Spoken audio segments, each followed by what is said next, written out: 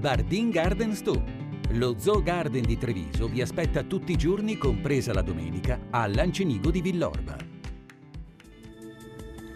Bentrovati al meteo. Tempo in prevalenza buono sul nostro territorio, tuttavia non si esclude una certa instabilità ancora sui settori montuosi, ma vediamo il dettaglio di giovedì 29 agosto.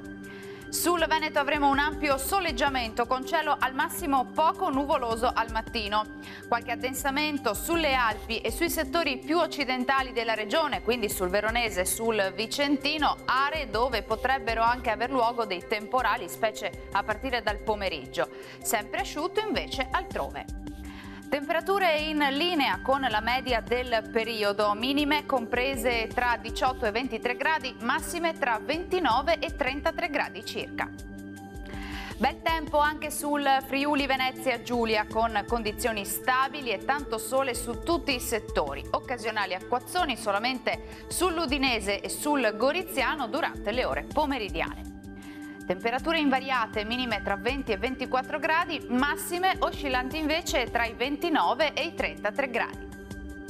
Uno sguardo infine al Trentino Alto Adige, dove dapprima avremo qualche acquazzone solamente sui settori di confine, col passare delle ore in estensione anche al resto della regione. Temperature minime tra 17 e 19 gradi, massime comprese invece tra 32 e 33 gradi circa. Bene, dal meteo di Antenna 3 per ora è tutto. Arrivederci.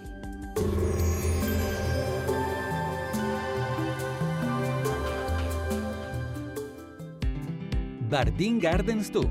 Lo Zoo Garden di Treviso vi aspetta tutti i giorni, compresa la domenica, a Lancenigo di Villorba.